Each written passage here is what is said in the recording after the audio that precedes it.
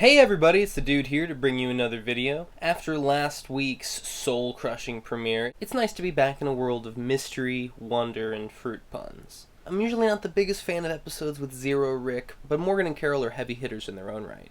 Alright, let's get into it. Here is my review and analysis of Season 7, Episode 2 of The Walking Dead, The Well.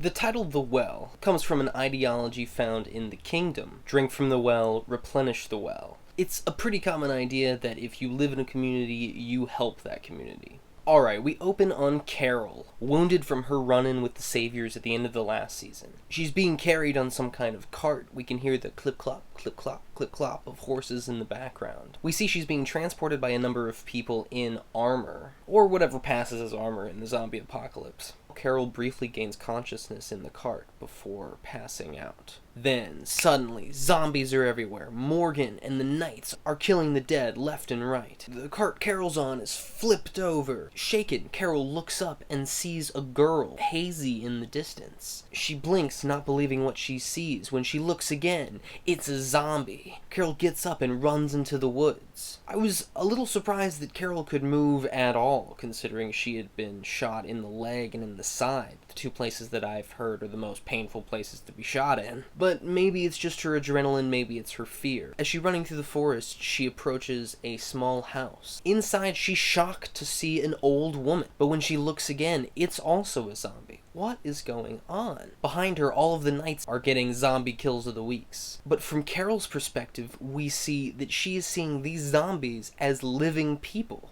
At first I thought maybe she was gonna freak out because she thought that they were actually killing people. But she doesn't do that. She's pretty calm. Maybe she was just hallucinating and just struggling internally about killing people. It doesn't really come up in the rest of the episode. I wonder if it'll come up later. Next we see Morgan carving another backwards arrow into a mailbox.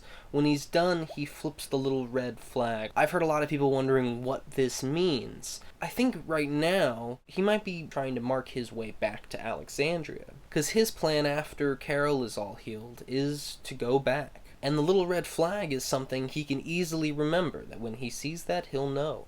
Ooh, this way. Next we see Carol in bed with a new change of clothes. Morgan is sitting next to her. He's hung a rabbit's foot next to her. This is the rabbit's foot he found in the car in Season 5. When she wakes up, she feels her bandage. She knows that she's been treated. She asks where she is. Next thing we know, we're outside. Morgan is pushing Carol in a wheelchair through a lush courtyard. We see some children attending class. People are gardening all around, and everyone seems really happy. Carol is obviously sitting suspicious, while Morgan is more optimistic. He claims that, well, they took our weapons, but we'll get them back and we'll leave in a few days. This reminds me a lot of the beginning of Season 3, when Michonne and Andrea are first going to Woodbury. In this case, Carol is the skeptical Michonne, and Morgan is the trusting Andrea. We'll see if these two separate like they did, or if they'll stay together. In the comics, the Kingdom is in a school, and it's bordered by school buses. It was a nice touch to see that incorporated into the gate system of the Kingdom in the show. Carol is the opposite of relaxed, though. She's like, "Did you tell them about what happened to me, who we are?" And Morgan's like, "Why, who are we, Carol? They saw what that man did to you, and they saw what I did to him. We got split up. You found trouble. I found you. That is all he knows. All who knows. The man I'm taking you to see. The man in charge of this place. Does this person have a name? He's called King Ezekiel.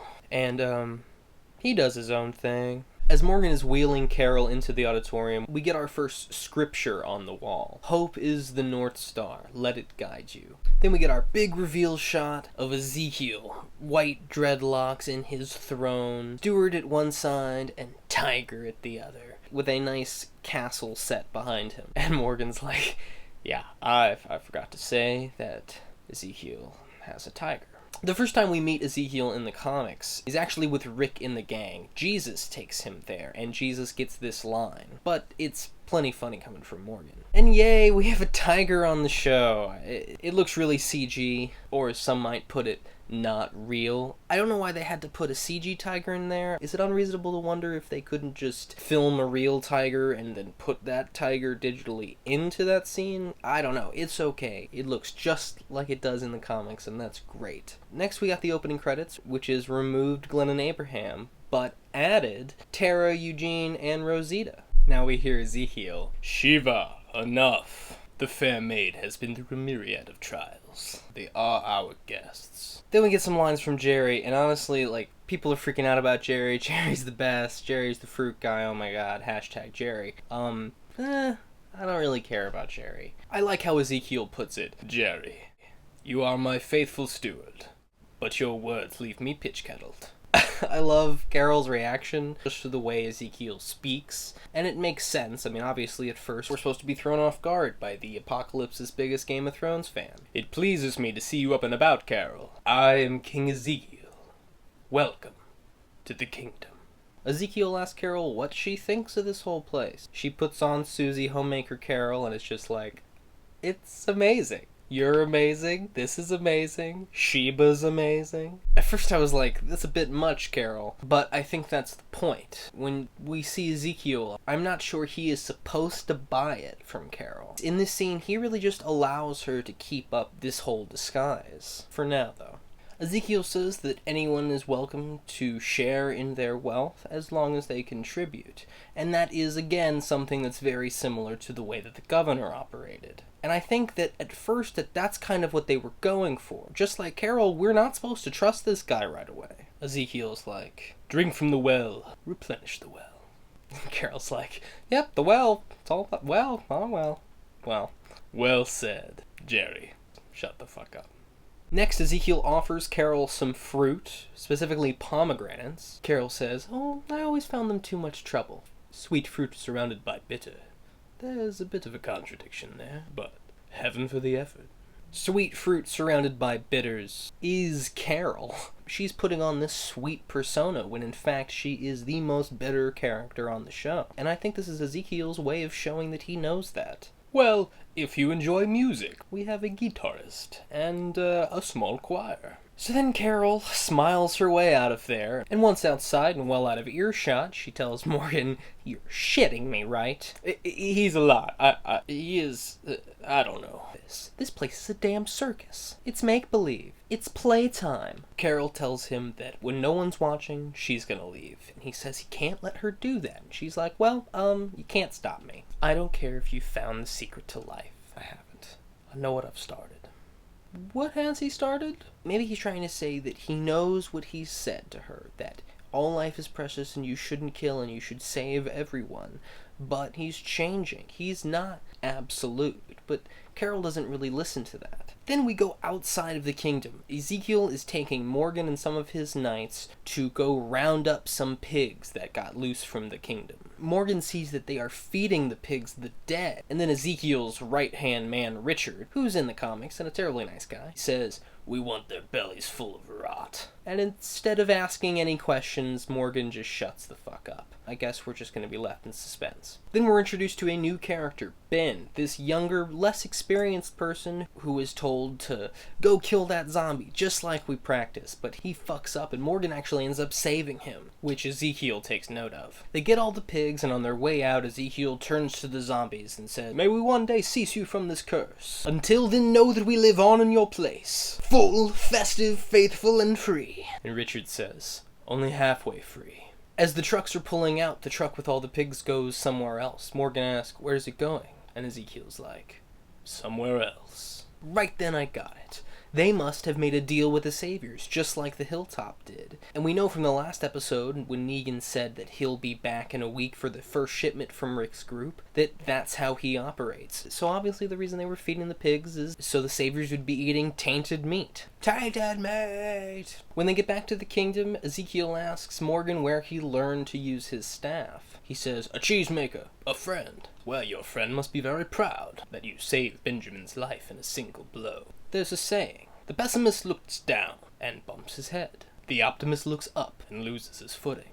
The realist looks forward and adjusts his path accordingly. This is a really interesting line, and I wonder which of these people Morgan really is. Is he going to bump his head, lose his footing, or make a new path? So far, he's been the optimist, losing his footing. But now, after meeting Ezekiel, after killing someone for Carol, is he going to become a realist and know what needs to be done, but just do everything for the right reasons? I believe young Benjamin's path is in need of adjustment, and he asks Morgan to train Benjamin. At first, Morgan is hesitant and says that the skills he learned didn't help him in the situation against the Saviors, but Ezekiel says that it has saved his life. He tells him that he needs Benjamin alive, which means that either Benjamin is going to die horribly or die horribly. And I don't like that. I really hope that Benjamin's a real character who affects Morgan. Obviously, Morgan had a son, so I can imagine that his relationship with Benjamin would become very important to him. And Morgan concedes and says,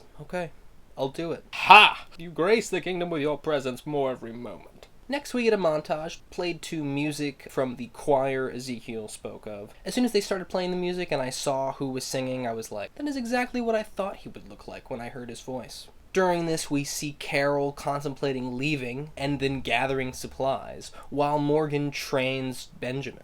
We get a little bit of dialogue between Benjamin and Morgan. Ben asks if he can read the book The Art of Peace that Eastman gave Morgan. He says he's already read every book the kingdom has to offer, which is classic I'm a good student dialogue, but he's charming, and I can already see a strong relationship building between them. Then Ezekiel summons Morgan to go on another run, this time to drop the pigs off for the Saviors. When the Saviors show up, it seems like this has been going on for a long time. They know each other, they're actually acting pretty civil until one of the Saviors antagonizes Richard. A fight breaks out, but the Saviors and the Kingdom people don't freak out. They deal with it. But the Savior guy does say that the next time, if the shipment's light, Richard's gonna have to die first. This is a great addition. In the comics, it's unclear whether Ezekiel and the Kingdom are actually giving supplies to the Saviors. And I love that this is the first time we get to see one of these supply drops. Obviously, we're about to see one with Rick's group, but it's nice to see how they usually work. Later, at lunch, Morgan and Ben are having a conversation. Ben tells him that his father was once one of the Kingdom's best knights, but then he was killed by a bunch of wasted. I'm always excited to hear what each group calls zombies. They all call them something different, like walkers and biters and roamers and lurkers, deadheads, wasted, lame brains. It's a fun little running joke that the show has. Then Ben talks about how he knows that Ezekiel is keeping the deal with the Saviors a secret from the rest of the people, because Ezekiel thinks that if everyone knew, that they would want to go to war, but he thinks that they couldn't win anyway. They would lose too many people. Then he asks Morgan what he thinks, if he believes that you shouldn't kill. Morgan's like, it's not about what I believe. You have to make your own path. And this seems to really affect Ben. Again, I'm interested to see where this goes. I hope it's not just a build the relationship quickly to kill them, like Noah and Denise. This show sure does know how to write a good character and kill them as soon as we're starting to love them. Then, when Morgan goes back to Carol's room, he finds that she's gone. As Carol's trying to escape, she gets busted by Ezekiel. Carol still tries to keep up the whole Susie Homemaker act before Ezekiel gets really quiet and then excuses Jerry. Jerry's like, deuces! Ezekiel's like, what's that saying? Never bullshit a bullshitter. The sweet and innocent act you've been doing. It's quite clever. Blend in. Get people to trust you. Acquire what you need from them, and then you're gone. Ezekiel says that he knows that the guns that were in Carol's bag were from the Saviors. And he says that Carol did more than just fight them. She won. It seems like Carol has given Ezekiel a little bit of hope that maybe he could beat the Saviors. She cracks a smile. He says, that's funny to you? She says, you're a joke. That's what you do at jokes. You laugh at them. She says, you're selling these people a fairy tale. Maybe they need the fairy tale. Maybe the contradiction is the point. This is a callback to the pomegranate bit. Oh, and having everyone kiss your ass is just perks? Ezekiel gets really serious. He sits down, turns to her, and now his voice has changed. People want someone to follow. They want somebody who makes them feel safe. And people who feel safe are less dangerous, more productive. They see a dude with a tiger, shoot. They start telling stories about finding it in the wild. They make the guy larger than life, a hero. And who am I to burst their bubble? I love this. It's interesting that this adds a whole new dynamic that the comic didn't have. And it's actually being able to hear the change in his voice. That he puts on not only a persona, but an actual voice, and to hear his normal voice really makes him more relatable, and obviously he's trying to open up to Carol. In the comics, this whole scene is done with Michonne. Ezekiel tells this whole story about how he was a zookeeper and saved Shiva, lost a lot of people, and just kind of found his power. That he was an actor and just worked with what he had. And it all kind of works on Michonne in the comics, but with Carol, she's a different story. She's like, I don't care. She gets up to leave, and Ezekiel stands up to follow her and changes his tactic. The thing is, though, it's not all bad. It isn't. Life isn't. Where there's life, there's hope. Where there's life, there's life. I hope that's not what you're walking away from. He can tell that she's on the brink of death, that she wants to die, that she's done with the world. Carol turns around. So what if I am? Maybe you don't have to. I made my own world. I found a way to deal with the bad by going a little overboard on the good. Embrace the contradiction.